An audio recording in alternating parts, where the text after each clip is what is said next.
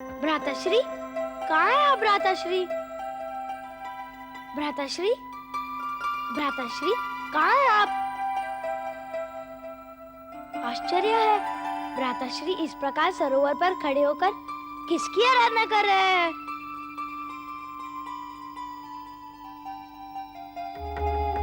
प्रिय कुमार, आप और यहाँ?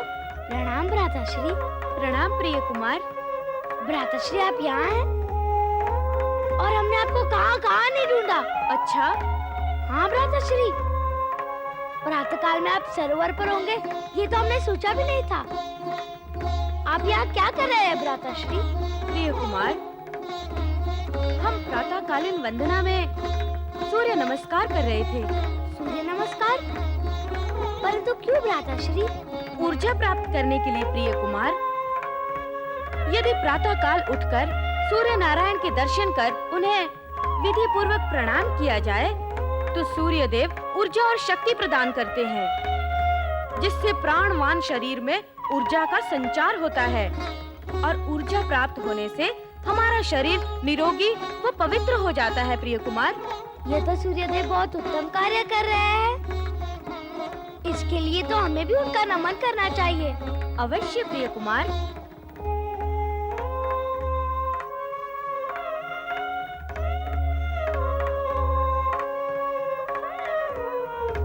ये लीजिए भ्राताश्री, हम स्मरण तो आपको कराने आए थे, परंतु सूर्यदेव के नमन में हम स्वयं ही भूल गए। आप हमें क्या स्मरण कराने आए थे प्रिय कुमार? हम ये स्मरण कराने आए थे भ्राताश्री कि इंद्रदेव के आमंत्रण पर हमें इंद्रलोक जाना है। कहीं आप भूल तो नहीं गए? नहीं प्रिय कुमार, हम इंद्रलोक जाना भूले नहीं हैं। अपितु हमें भली प्रकार ध्यान है। तब प्रतीक्षा किसकी भ्राताश्री? चलिए। प्रणाम गौरीनंदन। प्रणाम कुमार कार्तिकेय। प्रणाम देवी जया। प्रणाम देवी विजया। गौरीनंदन, क्या प्रिय कुमार के साथ कहीं प्रस्थान कर रहे हैं? हाँ देवी जया, हम प्रिय कुमार के साथ इंद्रलोक की ओर प्रस्थान कर रहे हैं। इंद्रलोक? पूछना तो नहीं चाहिए गौरीनंदन, परंतु क्या आप हमारी उत्सुकता शांत करने के लिए बताएंगे कि इंद्रलोक किस लिए? क्योंकि इंद्रदेव ने हमें निमंत्रित किया है। इंद्रदेव ने निमंत्रित किया है? हाँ देवी। भ्राताश्री, आप देवियों को समझाकर शीघ्र चले। उचित है प्रिय कुमार। देवियों, हमें इंद्रलोक ने प्रिय कुमार के साथ इंद्रलोक आने के लिए निमंत्रित किया है। उनकी इच्छा है कि असुरों द्वारा आधिपत्य जमा लेने के पश्चात इंद्रलोक में जो आसुरी शक्तियों के वास से अपवित्रता उत्पन्न हो गई है, उसे हम और हमारे प्रिय भ्राताश्री अपने चरण रज से पवित्र कर दें। तब तो प्रिय कुमार के लिए निस्संदेह उत्साह की बात है। हाँ देवी जया, हमें वहाँ जाकर न केवल शुद्धि करनी है, बल्कि इंद्रदेव को इंद्रासन पर विराजमान करना है। परंतु इन दोनों ही स्थितियों में महामुनि विश्वकर्मा और मुनिवर वीरभद्र की उपस्थिति तो अति आवश्यक है। देवी विजया सत्य कह रही है प्रिय कुमार। हम जानते हैं देवी जया कि देवी विजया उचित कह रही है और हमने इसकी भी व्यवस्था कर दी है। व्यवस्था भी कर दी है? वो कैसे प्रिय कुमार? महामुनि विश्वकर्मा और मुनिवर वीरभद्र को इंद्रलोक भेजकर। अच्छा, परंतु प्रिय कुमार, आपने उन्हें इंद्रलोक कब भेज दिया? जब हम आपको ढूंढ रहे थे तो हमारी भेंट उनसे हो गई और हमने शीघ्र उन्हें इंद्रलोक जाने का आदेश दिया और ये भी कहा कि हम और भ्राताश्री शीघ्र पहुंच रहे हैं। ये तो आपने बहुत ही उचित कार्य किया है कुमार। परंतु आप उचित नहीं कर रहे हैं भ्राताश्री। निमंत्रित करने वाले को प्रतीक्षा कराना कदापि उचित नहीं है। हम क्षमा चाहते हैं देवियों। इंद्रदेव इंद्रलोक पर हमारी प्रतीक्षा कर रहे होंगे, अतः हमें शीघ्र चलना होगा देवियों। चलिए भ्राताश्री।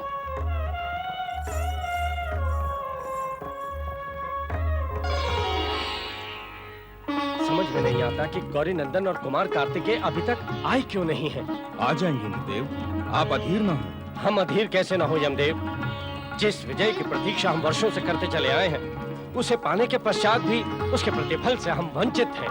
प्रतिफल से कहां वंचित हैं देवेंद्र। तारकासुर संहार के कारण तारकाक्ष भयभीत होकर स्वयं इंद्रलोक छोड़कर भाग गया और इंद्रासन आपकी प्रतीक्षा कर रहा है। प्रतीक्षा तो हमें भी है इंद्रलोक में प्रवेश कर इंद्रासन पर बैठने की, परंतु हमारे और इंद्रासन के मध्य एक महत्वपूर्ण कड़ी अनुपस्थित है और वो है गजानन गणेश और कुमार कार्तिकेय के आगमन की। उनके आगमन के पश्चात ही हमारा भवन में जाना संभव हो पाएगा। देवेंद्र, गौरी नंदन ने हमें आश्वासन दिया है, अतः वे कुमार को लेकर आते ही होंगे। आप आवश्यकता से अधिक विचलित हो रहे हैं। हम आपको कैसे समझाएं अग्निदेव कि हम इंद्रलोक में प्रवेश करने के लिए कितने आतुर हैं, कितने लालायित हैं। देवेंद्र, यदि आपकी आतुरता नियंत्रण से बाहर जा रही है तो हमें आदेश दें, हम शीघ्र कैलाश जाकर उन्हें अपने साथ लेकर आते हैं। नहीं अग्निदेव, आपको कैलाश जाने की कोई आवश्यकता नहीं है, हम यहीं प्रतीक्षा करेंगे, परंतु उन्हें इतना विलंब नहीं करना चाहिए था। देवेंद्र, विलंब हुआ नहीं, परंतु आतुरता के कारण आपको विलंब प्रतीत हो रहा है। नहीं कुबेर, हम चाहते थे भवन की शुद्धि कराकर शीघ्र भवन में प्रवेश करते और उसके पश्चात देवी शची को लाकर पुनः भवन में विराजमान करते। अब देवी शची का वियोग हमसे सहन नहीं हो रहा है। आप सत्य कह रहे हैं देवेंद्र। महामुनि विश्वकर्मा, देवेंद्र वो देखिए, महामुनि विश्वकर्मा और मुनिवर वीरभद्र पधार रहे हैं। संभवतः उन्हें गौरीनंदन के पधारने के विषय में सूचना प्राप्त हो। प्रणाम देवेंद्र, प्रणाम देवतागण, प्रणाम महामुनि विश्वकर्मा, प्रणाम मुनिवर वीरभद्र। महामुनि, आपने आने में इतना विलंब क्यों कर दिया? हम सभी कब से द्वार पर खड़े आपकी प्रतीक्षा कर रहे हैं। हम क्षमा चाहते हैं देवेंद्र, हमारी विलंब करने की कोई इच्छा नहीं थी। महामुनि, कृपा करके हमें बताएं कि गौरीनंदन और कुमार कार्तिकेय के अभी तक न पधारने का कारण क्या है? हमें कोई विशेष कारण तो ज्ञात नहीं पड़ता, संभवतः वे आते ही होंगे। आप अधीर ना हो इंद्रदेव। हाँ इंद्रदेव, आप मन में किसी प्रकार की कोई शंका आने न दें। हम आपके आश्वासन से संतुष्ट हुए महामुनि। हमें भवन में जाकर शीघ्र सब कुछ व्यवस्थित करने की चिंता है। हम देवी शची को भवन में लाना चाहते हैं, किंतु हम समझ नहीं पा रहे हैं कि ये सब हम पूरा कैसे करें। हम उसकी व्यवस्था अभी कर देते हैं।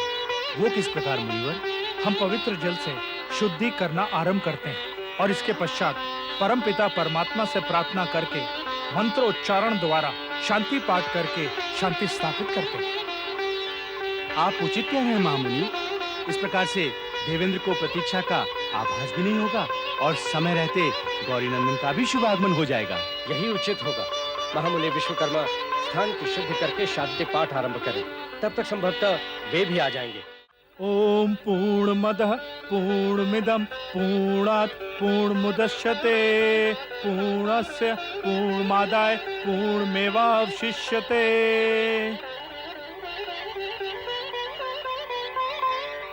ओम शांति, ओम शांति। गजानन गणेश और प्रिय कुमार कार्तिकेय की कृपा से हमें यह शुभ दिन देखने का सौभाग्य प्राप्त हुआ है। हमारी प्रसन्नता की तो कोई सीमा ही नहीं है महामुनि। आपने सत्य कहा देवेंद्र। अपनी भूमि, अपनी मिट्टी का महत्व तो सहस्त्र लोकों से भी बढ़कर होता है। और स्वजनों का स्नेह अति आनंददायक है देवेंद्र। अब तो हमें गजानन गणेश और प्रिय कुमार कार्तिकेय के आने की प्रतीक्षा, उनकी चरण धूलि से हमारे लोग पवित्र हो जाएंगे। देवेंद्र, वो देखिए, शिवनंदन और शिवानंदन दोनों भ्राता चले आ रहे हैं। प्रणाम गौरीनंदन, प्रणाम कुमार कार्तिकेय। प्रणाम देवगण। हमारी प्रार्थना स्वीकार करके आप दोनों भ्राता इंद्रलोक आए, ये हमारे लिए अत्यंत सौभाग्य की बात है गौरीनंदन। हाँ गजानन, जब हमने ये शुभ समाचार सुना तो हम शुभकामनाएं देने इंद्रलोक चले आए। अब आप अपने मंगल मंत्रोच्चारण से हमें कृतार्थ कीजिए महामुनि। अवश्य देवेंद्र। मंगलम भगवान विष्णु, मंगलम गरुड़ध्वज, मंगलम पुंडरीकाक्ष, मंगलम तनुहरि। हे गजानन, आप तो स्वयं मंगल मूर्ति हैं। आपका आगमन मात्र ही इंद्रलोक एवं इंद्रलोक वासियों के लिए मंगल सूचक है।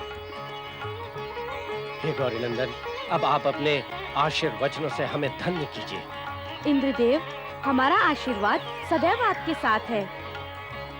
इंद्रलोक वासियों द्वारा आपको पूर्ण सहयोग प्राप्त हो और आप एक कुशल शासक होने का परिचय दें, यही हमारी कामना है।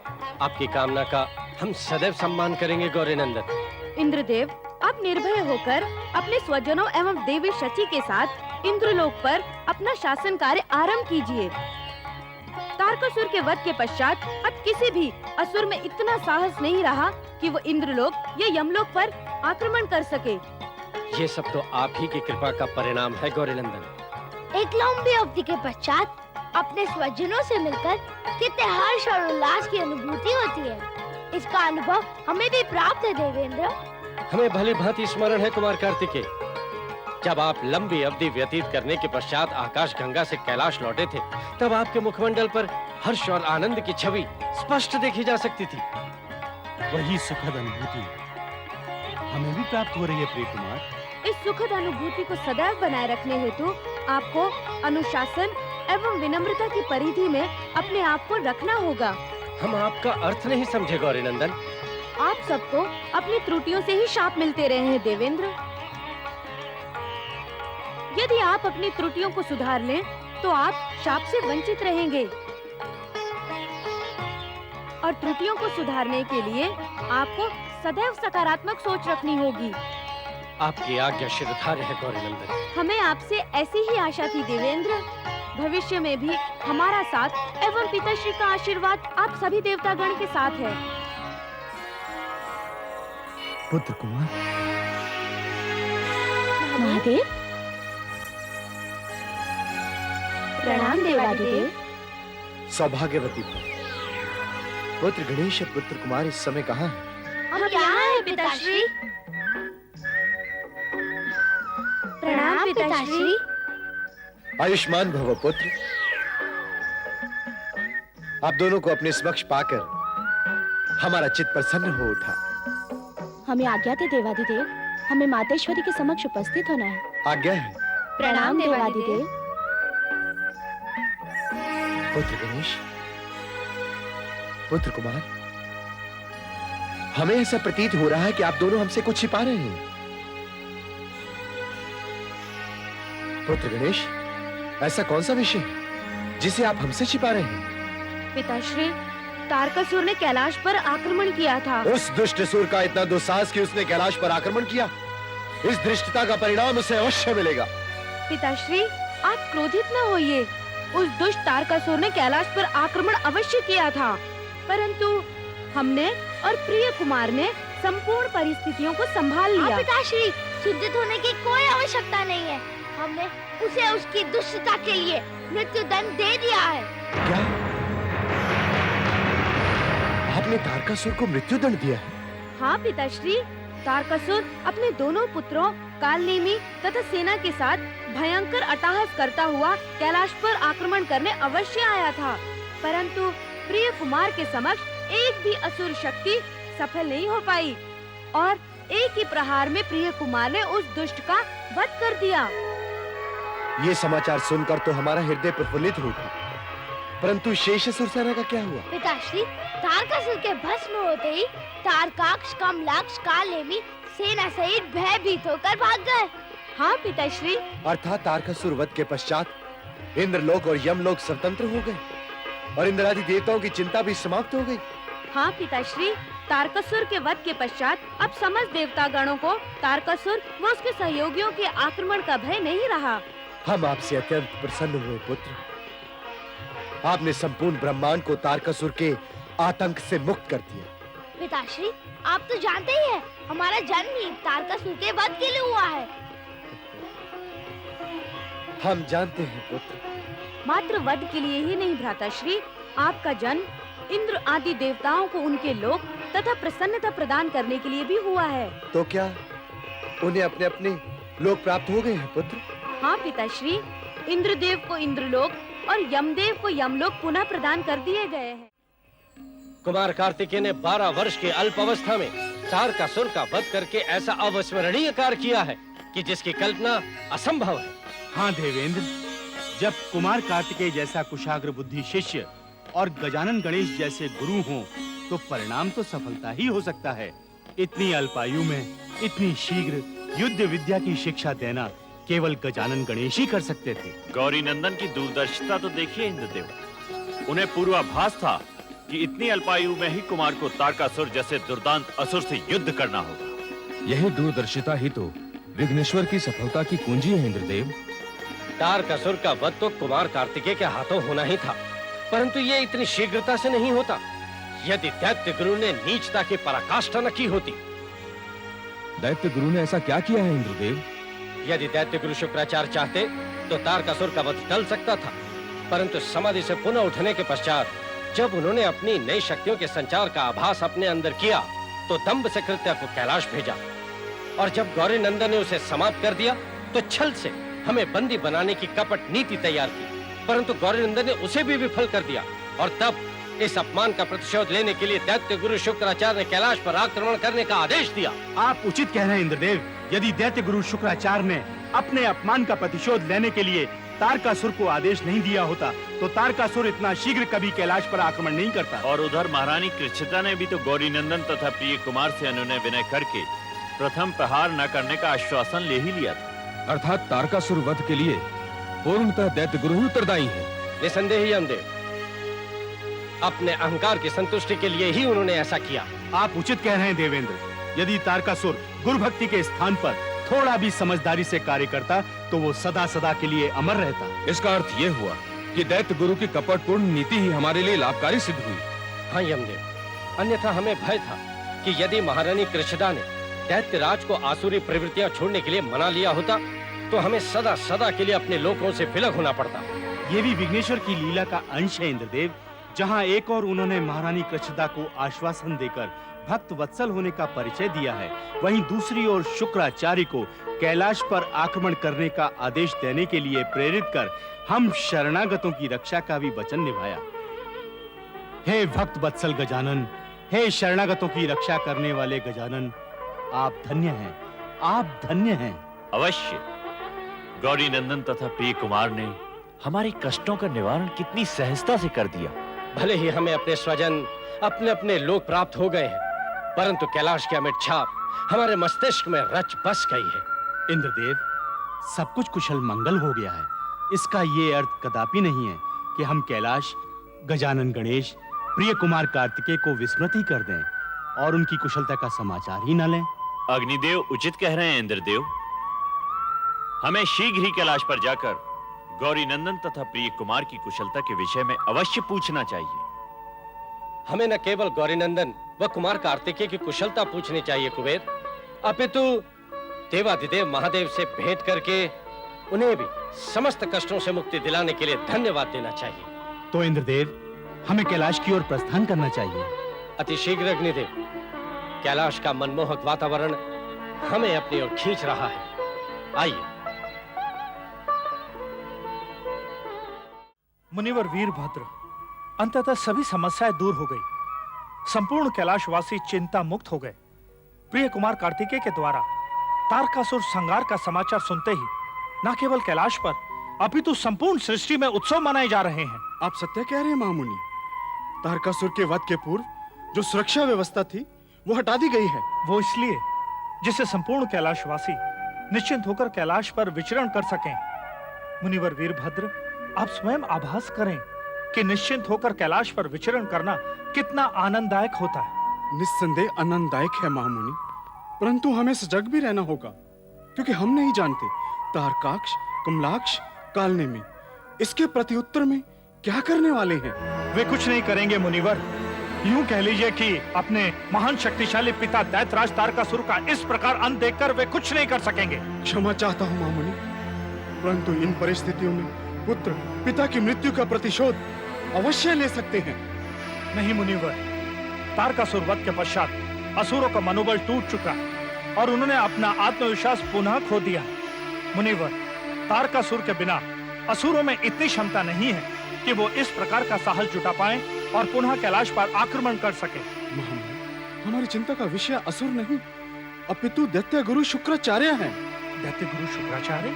हाँ महामुनि, असुर साम्राज्य स्थापित करने का स्वप्न उन्हें प्रतिशोध लेने के लिए अवश्य प्रेरित करेगा। प्रथम तो वे गौरी नंदन के होते कैलाश पर आक्रमण करने का दुस्साहस नहीं करेंगे। यदि वे भूल करते हैं तो यही प्रेरणा उनके जीवन की अंतिम भूल सिद्ध होगी। मुनिवर, गौरी नंदन के होते आपको चिंता करने की कोई आवश्यकता नहीं है। महामुनि, आप उचित कह रहे हैं। अब तो स्वयं विघ्नेश्वर भी भवन के द्वार पर विराजमान ना रहकर प्रिय कुमार के साथ संपूर्ण कैलाश पर विचरण करते रहते हैं। देवेंद्र, देवतागण के साथ? निसंदेह देवेंद्र ही हैं, परंतु इस समय उनका कैलाश पर आने का प्रयोजन समझ में नहीं आया। चलिए महामुनि, चलकर स्वयं उनसे पूछते हैं। आइए।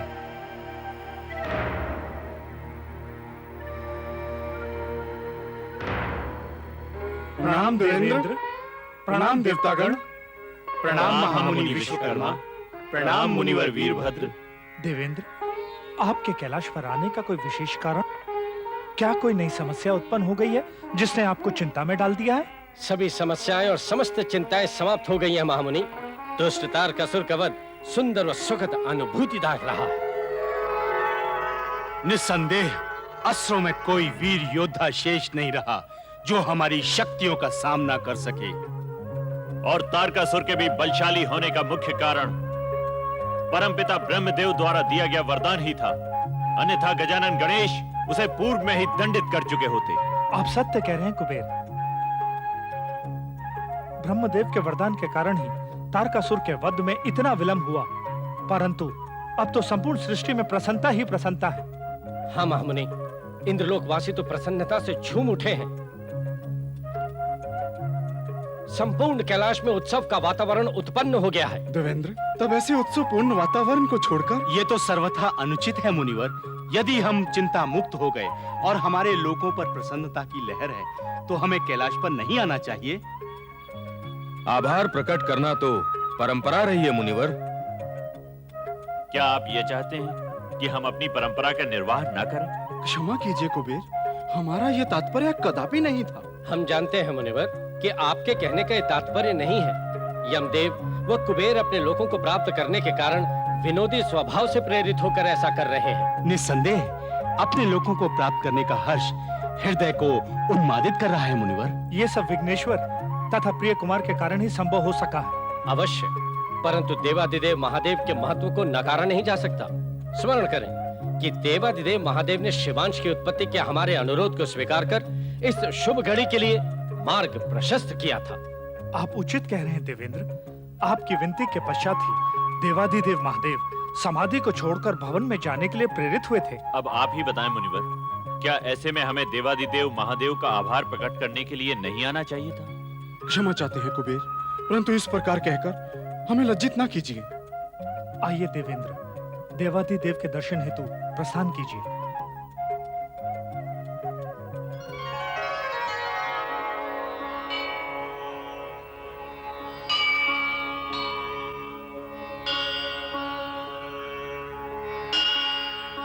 प्रणाम देवादिदेव महादेव।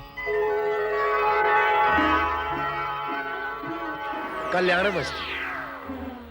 इंद्रदेव, महामुनि, आप सब देवताओं को अपने समक्ष पाकर हमें सुखद आश्चर्य की अनुभूति हो रही है। कोई विशेष प्रयोजन है? आपके दर्शन की अभिलाषा हमें आपके समक्ष खींच लाई है देवादिदेव। इंद्रलोक में रहते हुए भी सदैव कैलाश की छवि हमारे अंतःमन में बसी रहती है। इस कैलाश को विस्मृत कर पाना संभव ही कहाँ है देवादिदेव, जहाँ आप गजानन गणेश और प्रिय कुमार कार्तिकेय निवास करते हैं।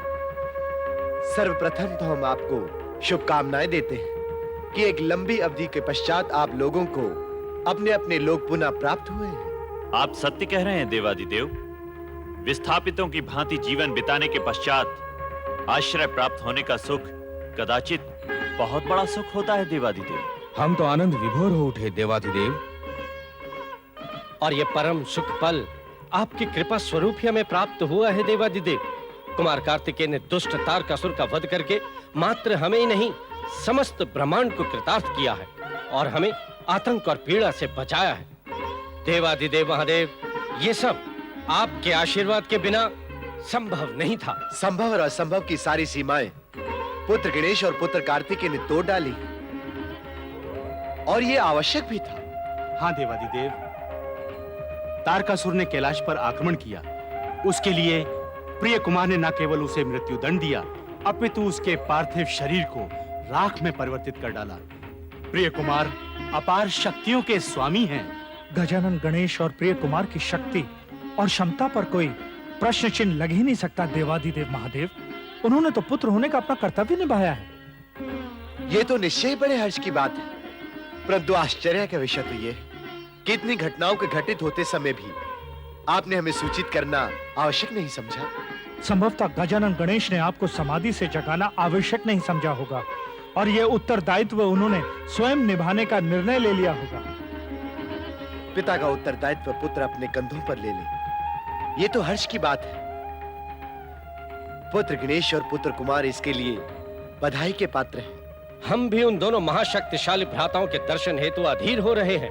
देवादिदेव, समस्त ब्रह्मांड को अपने आतंक से भयभीत करने वाले दुस्साहसी दैत्यराज तारकासुर को पल भर में धराशायी करने वाले कुमार कार्तिकेय और गजानन गणेश अवश्य बधाई के पात्र हैं। हम उनका आभार जीवन भर विस्मृत नहीं कर पाएंगे, परंतु वे हैं कहां देवादिदेव?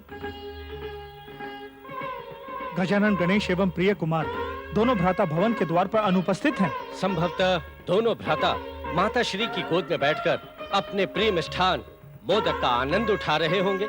नहीं इंद्रदेव, यदि इस समय पुत्र गणेश द्वार पर नहीं है तो अवश्य ही अपने भ्राता के साथ सरोवर पर क्रीड़ा कर रहे होंगे।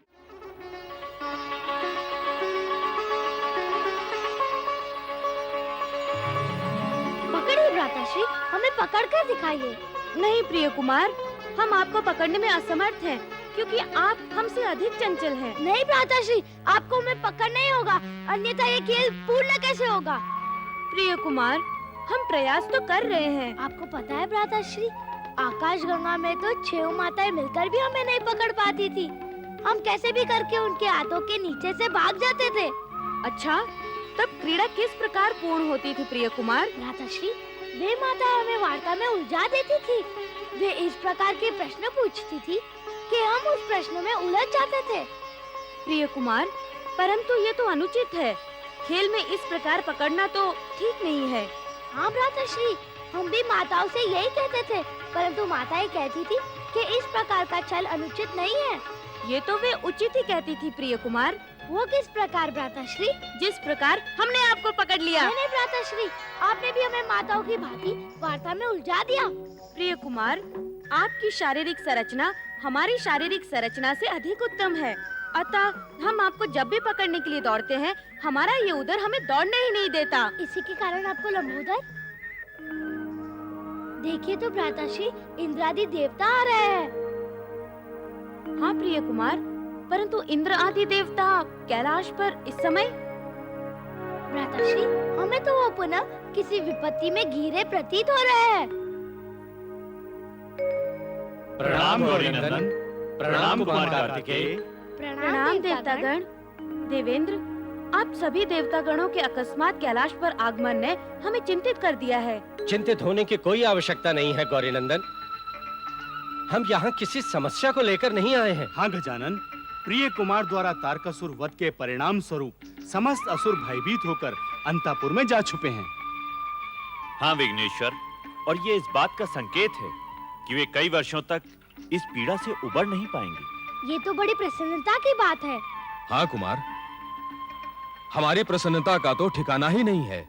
देवेंद्र, तब तो आप सबका कैलाश पर आना हमारी समझ में नहीं आया। भ्राताश्री, हमें प्रतीत हो रहा है अवश्य कोई नई विपत्ति आने वाली है, जिसके कारण इन्हें कैलाश आना पड़ा। प्रिय कुमार, आपके रहते तो अब कोई विपत्ति आ ही नहीं सकती है। हाँ कुमार, क्या अपने अपने लोक पुनः प्राप्त करने का ये अर्थ लगा लिया जाए कि हम आपके दर्शन के लिए नहीं आ सकते? हाँ गौरीनंदन, हमारा कैलाश पर आने का मुख्य प्रयोजन है आपको, कुमार कार्तिकेय को और देवादिदेव महादेव को धन्यवाद देना,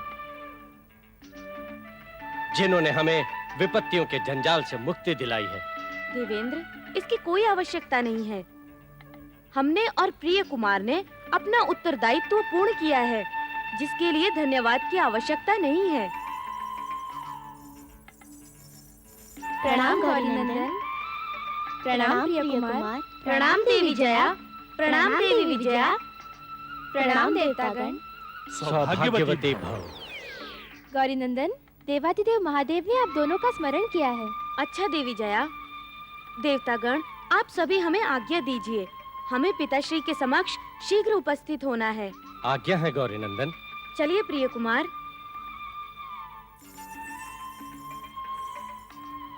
पिताश्री, पिताश्री, पिताश्री, पिताश्री, पिताश्री, पिताश्री, प्रणाम पिताश्री। आयुष्मान भव पुत्र। पिताश्री, आपने हमें स्मरण किया? हाँ पुत्र। कोई विशेष प्रयोजन तो नहीं है पिताश्री? क्या आपके पिता बिना प्रयोजन के आपको नहीं बुला सकते? अवश्य बुला सकते हैं पिताश्री। हमने आपको भवन में ना पाकर देवी जया और देवी विजया को हमारा संदेश आप तक पहुंचाने का आदेश दिया। पिताश्री, आपका आदेश प्राप्त होते ही हम आपके समक्ष उपस्थित हो गए। पुत्र, हमारा मन आपसे मिलने के लिए अधीर हो रहा था। आओ हमारे समक्ष बैठो।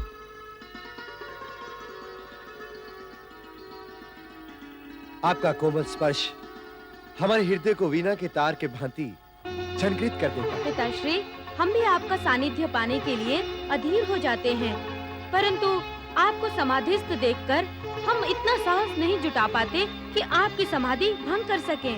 हाँ पिताश्री, आपसे वार्ता करना हमें बहुत प्रिय लगता है, परंतु आप सदैव समाधि में लीन रहते हैं। ऐसी बात है पुत्र, तो आज हम आपसे लंबी वार्ता करेंगे। अब तो आप दोनों प्रसन्न हैं पुत्र। हाँ पिताश्री। परंतु पिताश्री, एक विषय है जो हमारे मन में बार बार प्रश्न बनकर आता रहता है। ऐसा कौन सा विषय है पुत्र? तारकासुर का अत्याचार पिताश्री, जो इतना अधिक हो गया था कि उसे मृत्यु को प्राप्त होना पड़ा। बुरे कर्मों का परिणाम सदैव बुरा ही होता है पुत्र। तारकासुर अत्याचारों की सीमाएं लांघ चुका था। उसके कुकर्मों का परिणाम यही होना था। परिणाम ज्ञात होते हुए भी प्राणी बुरे कर्म करता ही क्यों है? पुत्र, हर प्राणी अच्छाइयों और बुराइयों का प्रतिरूप होता है। यस्य कर्मो भयम तस्य कर्मो दुखस्य भाजनम, अर्थात हर प्राणी को अपने कर्मों का परिणाम प्राप्त होता है। सुख या दुख दोनों का निर्णय हर प्राणी के कर्मों के आधार पर ही होता है पुत्र।